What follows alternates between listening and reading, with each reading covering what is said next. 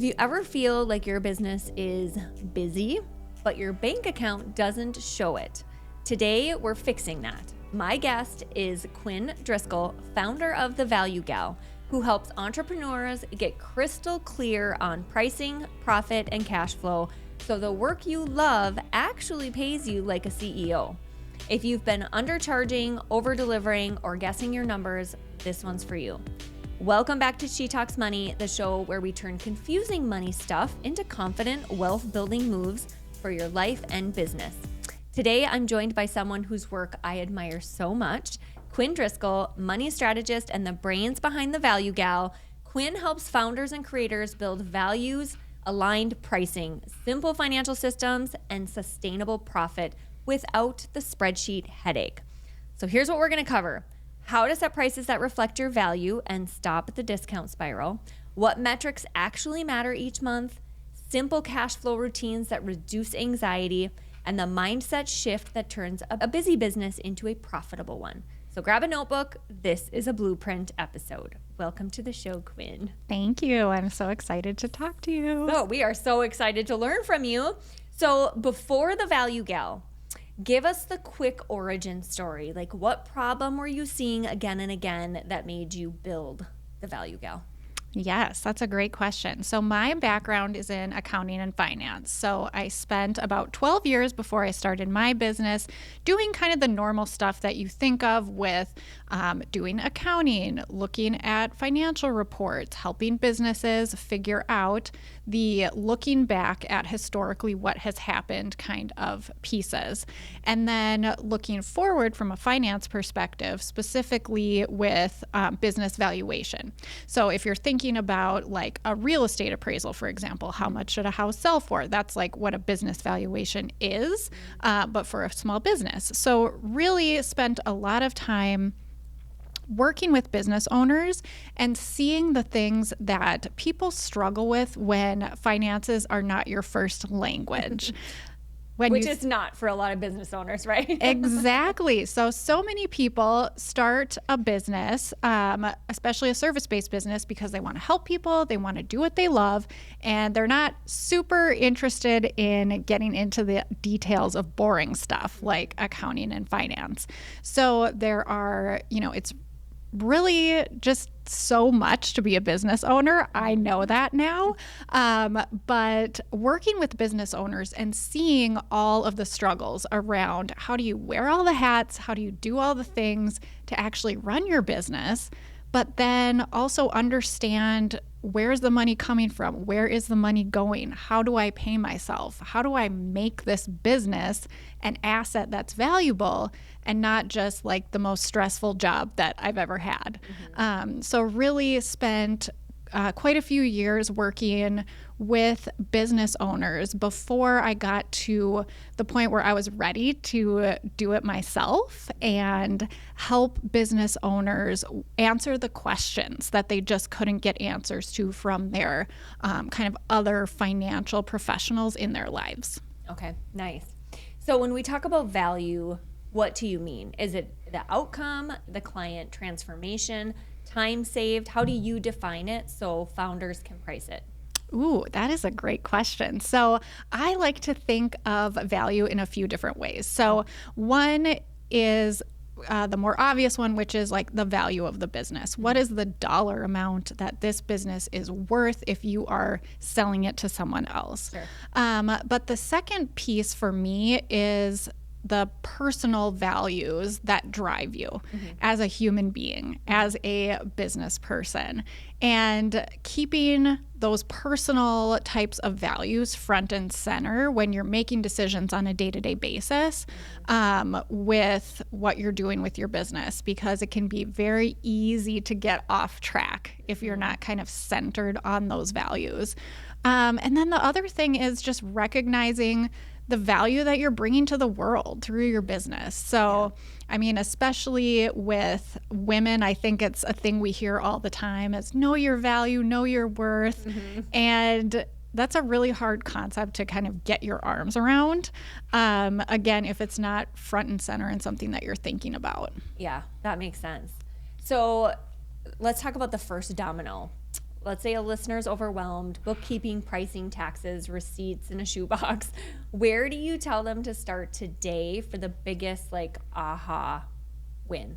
Ooh, okay. Such a good question. So the first thing that I would say is the thing that most people struggle with is disconnects. So it's kind of like this concept of there's a mismatch or a disconnect between maybe what you think is happening and what's actually happening. So there are two different ways that I think about those disconnects. The first one is from like an actual numbers perspective, right? So thinking about, I just feel like I'm so busy. Money is coming in, but it seems like it's going out faster, and I don't know how to figure out what the problem is, right? Very common problem that I hear about a lot. With that, I would say usually the disconnect for people is how much money is actually going out the door on a regular basis. So if you think about just in your head right now, whether you're in the car or at the gym or whatever listening to this, think about what is the amount of money that you would usually spend in a month in your business on expenses. Okay. So whatever is the number that comes right to mind first thing, let's say it's $5,000 just for example. Take that number and multiply it by 1.5.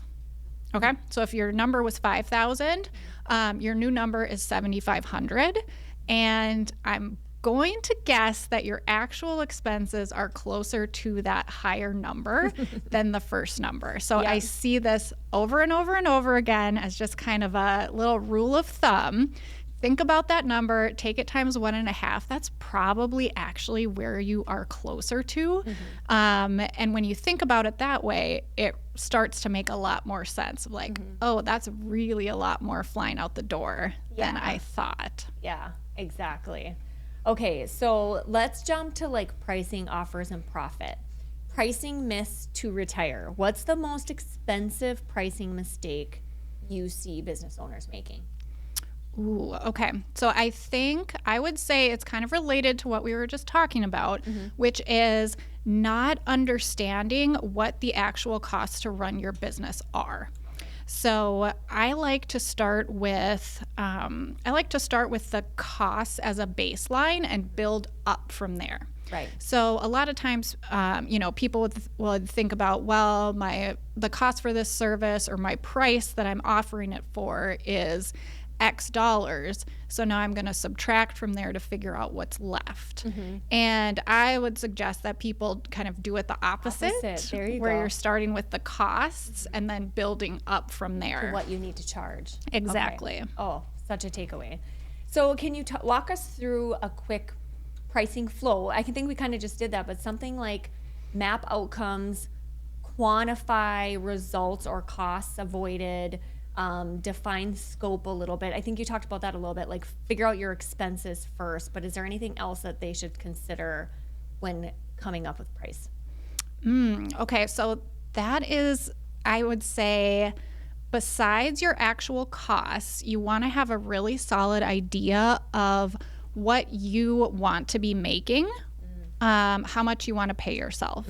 And this is an area where I think, again, women especially can get into a mindset of like, well, the money isn't the most important thing. And the truth is that you have to have a good sense of what you're trying to achieve in order to be like really solid in your pricing. So when I think about like your mission and vision for your business, that should be driving all of the decisions you make. And so when we think about, okay, here's my mission and vision, here are the services that I'm offering in support of that, here's what I need to make off of each of them, and here are my expenses, you start to get the full picture, and it just makes things a lot more clear around the building up of the prices and feeling really solid in how you got there. Okay.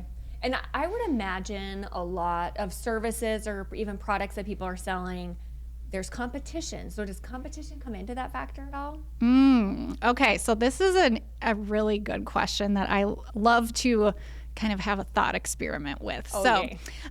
So one quote that I heard that I absolutely love is, "There's no such thing as competition because nobody does the thing you do the way you do it."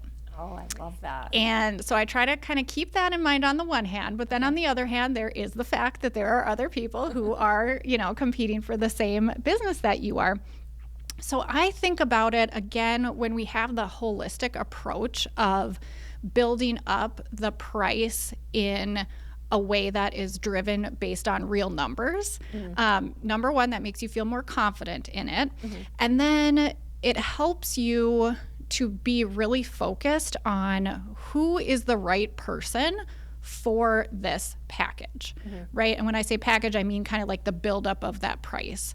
So I like to think about it in terms of, how would I identify the person who's ready for me? So instead of thinking about like, oh, I'm trying to find all these people who meet this kind of avatar, or all of the people who are in my geographic area who are looking for this, I like to think about it as, how do I identify the person and know that they're ready for me? So that might be, if we're talking about mortgages, for example. One of the things that I hear a lot as a person in the financial space is like, well, I have a 3% mortgage and I can never move because I'm never going to get that rate again. And so that's a reason why a lot of people are making decisions to not refinance or move or whatever it is. And so if I was a person in the mortgage industry, I might say, the person who I'm looking for is ready for me when they have realized that 3% rate is actually holding them back, because they can't take the next step until they get to the point where it's like, you know what, 3% was great for now, but now my life is going in a direction where I'm ready for 6. So thinking about, instead of like, who are my competitors and how do I beat them, almost like, how do I figure out the person who is right for me, and how do I know when they're ready for me? Thank you very much. I have video scripts running through my head. Take notes. All right, so let's get into like offer design and profit design. How do you tweak delivery to increase profit without lowering your client experience? Okay, so with this, I would really think about I like to think of like a building blocks approach for almost everything. So thinking about really being specific about what are the things that are involved in my services that I provide, for example. What is each little thing? And what are the things that are so core to the experience that they've got to be in there? Oh, sure. Right? Yeah. That's my kind of basic offer. And then what are the things that are not the core things, but really elevate the experience? And how do I think about that separately as an add-on or as a different type of offer entirely? So really getting granular with the different pieces and how they fit together, and how to bundle them to deliver something really valuable. Okay, that's amazing. So if a listener is booked out 6 to 8 weeks, what's your rule of thumb for a price increase, and how do you communicate it without guilt? Okay, this is a fun question, because we're all like, well, just demand what you're worth and you can do it. And then the actual saying the words of my price is now this is a much different story. So again, I would start with the building up of the value proposition, right? So here are all of the pieces that are involved in this. Here is the kind of breakdown of how they impact the client or the customer's life. And here is the process that I go through. It doesn't have to be detailed, right? But, here's a process that I've gone through to make sure that I'm able to provide the right amount of personal touch for each of my different clients or services. Sure. And so based on that, at this point in time, we're going to be increasing rates to X, Y, or Z. I always encourage people to give options, right? So a lot of times people are like, oh, I don't know if I can do that because what if I lose people? Right. Which is a valid concern. So I would say always give another option so that people have a place to go if they're not ready for the increase, right? And even it can be like adding more like bonus type material rather than discounts or things like that, where you're giving people options. You're showing them that you care about the experience and that they're still getting what they need. But you're also a person who's in business and you have to make these decisions. So. And I love that you're focusing on the value of it versus I feel like we have all gotten the emails or the, the economy's not great or prices are going up on this and so therefore we have to raise our prices. That sounds and feels very different than this is our success. This is how we're adding value to you. You know what I mean? It just feels and sounds so much better than some emails that I've received from companies. Yes. Okay, so for the owner who hates spreadsheets, what's a simple weekly money routine?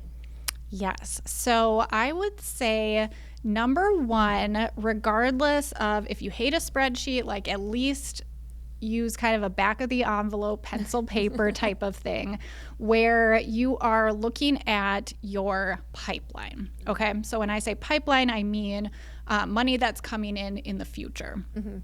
So number one would be just jot down like, okay, here are the things that I know are coming in. Some people like to use a calendar, like if you have a planner, a desk calendar, or whatever, just to be able to see like dates in the future.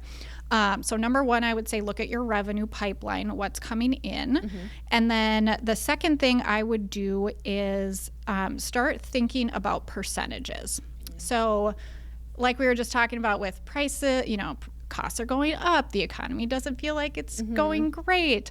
There are a lot of just uncertainty types of questions and feelings going on right now. And so to me, one of the easiest ways to create some certainty is to use percentages instead of dollars. Okay, so if we're talking about like if I have a $10,000 revenue month versus a $20,000 revenue month, I'm going to allocate a certain percentage for expenses no matter what. So let's say it's 30%, okay? In my $10,000 month, that's going to be $3,000. In my $20,000 month, that's going to be $6,000. And so that helps us with the ups and downs, kind of average over time so that you always have money in the bank. So when I talk about percentages, I literally mean like a bank account for each of the different buckets. So you would have an account for your business expenses. That's separate from an account that you would use for your business savings or your tax savings. So percentages paired with separate accounts is a really smart way to keep track of things without having like all the spreadsheets or things like that. I love that. That's great advice. So what would you say, staying on the line of metrics, top 3 numbers you want a small business to track monthly and the healthy targets you like to see? Okay. So this is going to vary a little bit based on, lots of things, types of business, types of expenses, things like that. But in general, I would say rules of thumb are revenue. I mean, number one, you got to know what is coming in the door. Yeah. You want to know your cash in the bank. And I like to see that at least 3 months of expenses. So that's, a good rule of thumb. I feel like with business owners, sometimes it could be that if you have $30,000 in the bank, that might be like the most money you've seen in one place at one time. Yeah. And so maybe for my business, that's a good number that I like to have. If it's a much larger business with a lot of expenses every month, that might not even scratch the surface of what it needs to be. So really thinking about that 3 months of expenses number. And then kind of related to that, I would say, is your average monthly expenses. So a lot of times people struggle with that because they're like, well, it's different all the time. I don't know. I never have 2 months that are the same. So I really think about a range because you can narrow it down to here's what it's usually in the ballpark of. So definitely have that number based on real data. Okay, great advice. If revenue is lumpy, what are your favorite tools, like minimum monthly retainers or deposits, progress billing? What are some tools people can use? Okay, those are all great. Those are all great options. So definitely deposits up front are great if that's something that works with your business model. Monthly retainers, of course, are very helpful.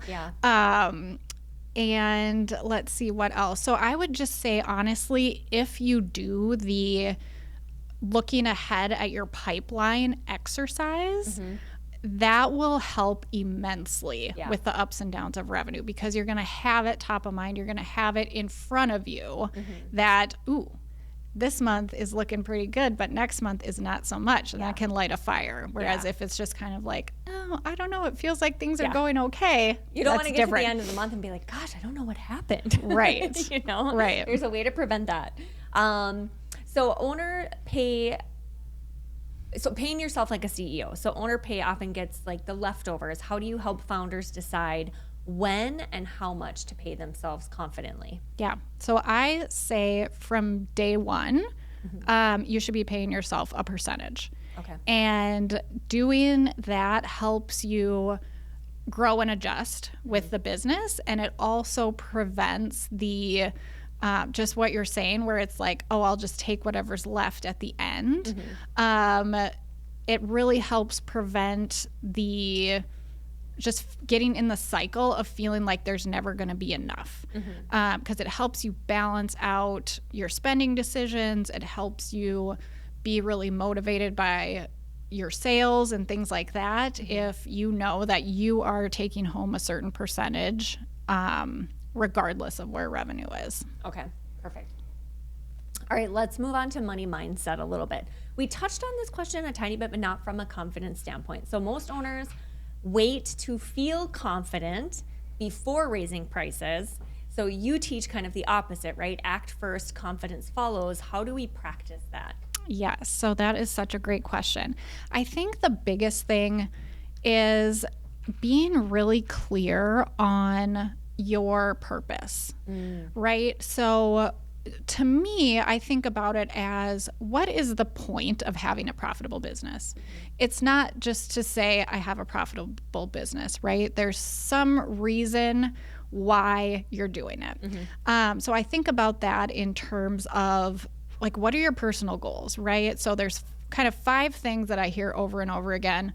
And I'm going to share them from like least fun to most fun, I would say, what people think about. So staying out of trouble with the IRS. That's a good idea. Getting out of debt, paying for education and childcare and things like that, saving for retirement, and being able to go on vacation guilt-free. Love it. So those are the top 5 that I hear.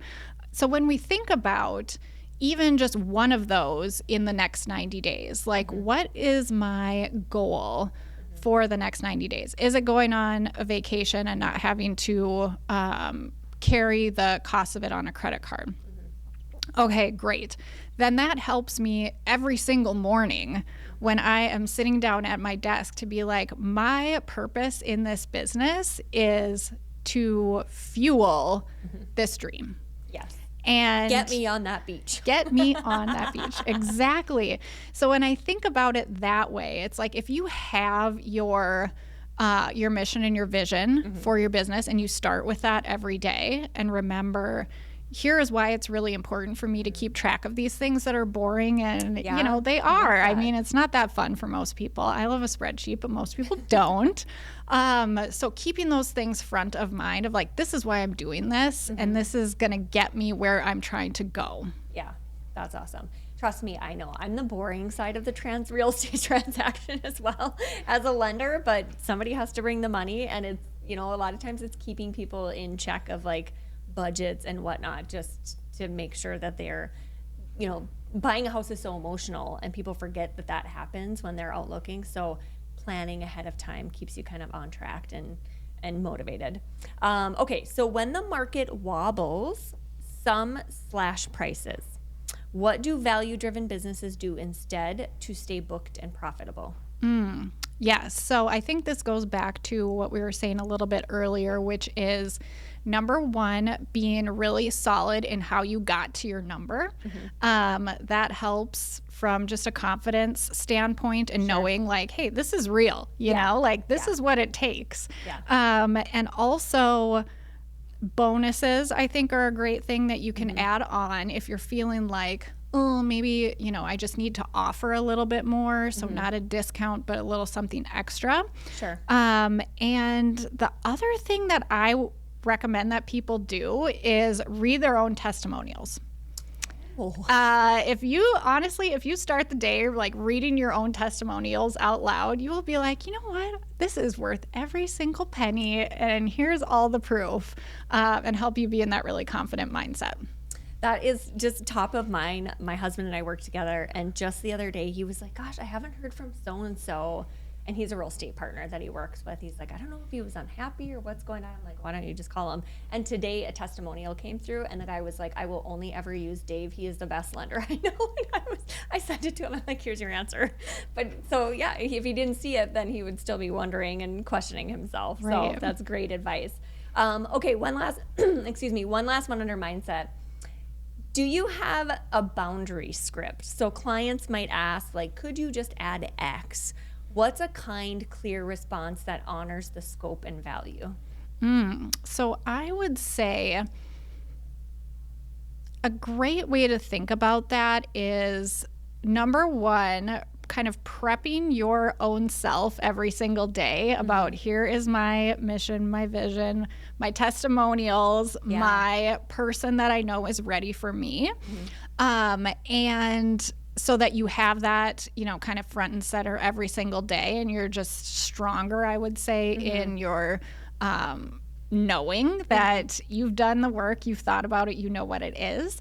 And then I would suggest that people ask questions to really try to get at what's the fear, what's holding you back, what is the real root of the issue, and how do I solve that in a way that's not giving a discount or doing it different. A lot of times it's like, well, I don't know if I need that. Could I just do this instead?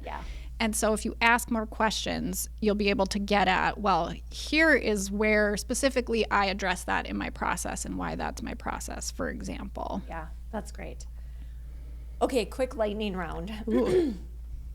One expense founders can cut this week with zero pain. I want to say, I don't know. This is supposed to be lightning round, and I'm not lightning. I don't know why the trip to the office at Starbucks is coming to my mind, but for me, that might be what it is. That's not really a business expense, but. I would say subscriptions. Look at subscriptions. I'm betting there's one that you could cut out pretty easily. That's a great one. What is one area they should spend more on because it saves money later?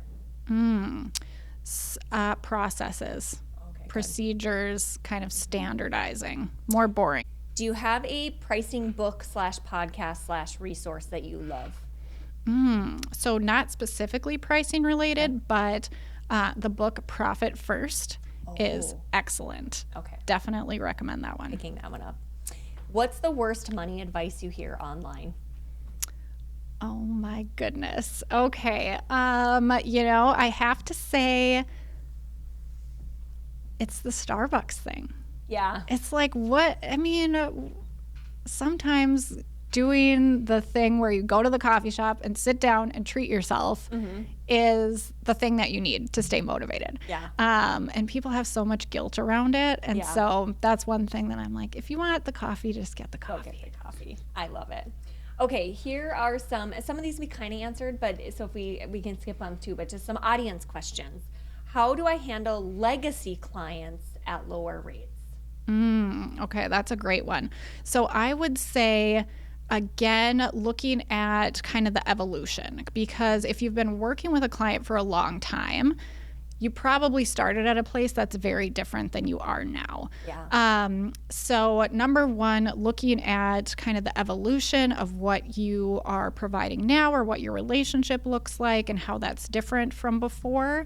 And really treating legacy clients as a partner in a conversation rather than, I'm telling you, this is my new policy, take it or leave it. I would say, here are the things I'm thinking about. Here are the things that I feel like are, more aligned with where I am right now. Would that still meet your needs? And having more of a dialogue around it. Okay, I like that. It brings to mind, so I'm not going to give it away and say the business, but I have somebody who I knew when they were starting out their business, and they offered like a lifetime like fixed rate, right? Because they were trying to build up their clientele or whatever. And this is probably 15 years ago. And I feel guilty if I call them for services now because it's very labor intensive and it's so cheap compared to what they charge now. I feel guilty, like I don't even want to call them because I'm like, oh, I know you said that, but like I feel bad about it. Although I do give them lots of referrals, so I guess that might make up for it. There you go. Is it okay? This is interesting. Is it okay to, and this might vary obviously depending on the type of business, but is it okay to charge different clients different prices? Absolutely. Good answer. What if I'm new? How do I price without a giant portfolio? Okay, for this one, I would say any decision that you make around pricing in the beginning is an experiment.